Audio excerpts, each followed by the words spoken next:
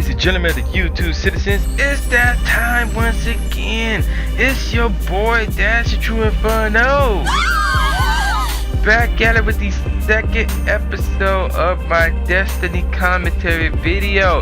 Yes, no long titles. As you can see, me and some of my teammates are blasting off. We are getting into that PvP like I promised from last week. Finally, we got some multiplayer going on right here. And we are heading to, I believe that's Venus. Yes, that is Venus. Alright. But I'm not going to talk about the gameplay. I want to talk about the NFL. And not the action that's going on the field. But all the crap that's going on out of the field. First and foremost, we got to talk about the Ray Rice situation. Without talking about Ray Rice himself. No, we are talking about Roger Goodell and the crappy job he's been doing as, when it comes to this situation. Well, 7 months after the incident happened, and apparently the NFL cannot still get it right, and they are under a crap load of scrutiny. And there are a few people who believe Roger Goodell should step down or should be fired. But first and foremost, the only ones who can fire Roger Goodell are the NFL owners. And based on what I've been hearing, for the most part, the owners are on his side. So don't expect him to get fired. Now, he could step down, but there's no word on it. I highly doubt that he'll step down. And I don't think he should step down, because this is a unusual situation that Roger Goodell is in here. We talking domestic violence.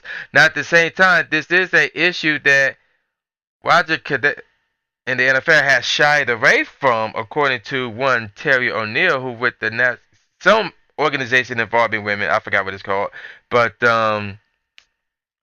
yeah. So and according to Terry O'Neill, she's provided us that there has been over 50 domestic violence issues where Roger Goodell's watch, where he basically swept them under the rug. And my mindset here is, it's not like this is an organization that just started like 3 years ago. Now keep in mind, Roger Goodell became commissioner of the NFL in 2006.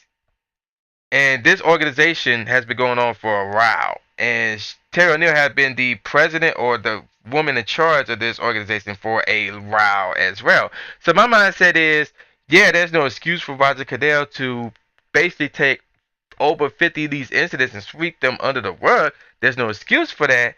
But at the same time, it took you over 50 incidents to speak up against them? Where were you at when it was 10? Where were you at when it was like 15? It was 50? Like, are you serious? Like, what took you so long? Like, what took you so long to speak out against them?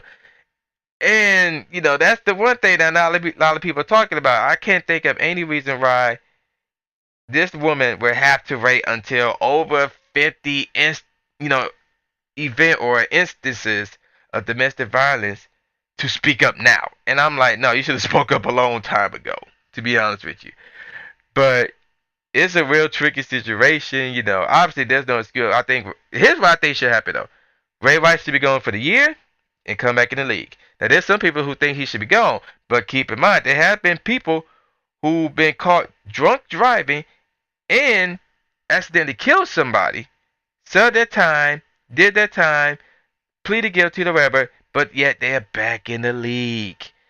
And there's some people who went out and did some criminal things, did some murders, did some time for it, and guess what? They were let out of prison. So to say Ray Rice shouldn't be allowed back in the league is to say every murderer should never ever be released from prison ever again, despite them learning a lesson, serving the time, and basically changing over a new leaf. So, yeah, there you go with that. Now, as far as what Roger Goodell should do, I don't think he should be fired. I don't think he should resign. I think he should, because there was a time where his paycheck was really $1 a week or something like that. I think he should not allow himself to get paid for a whole year, maybe 2 years, because of how poorly he handled this situation. But basically, no money for Roger Goodell for 2 years, and that's that. So there you go. Now, let's talk about the Adrian Peterson situation, where he is being charged with child abuse. Now the scenario here is his child, 4-year-old child, did something bad. So as as a parent of the child who did something bad, you discipline him. However, Adrian Peterson went old school, grabbed a switch and beat him with it to the point where there are marks on his leg, on this child's legs. Now, I saw the pictures. They're not pretty.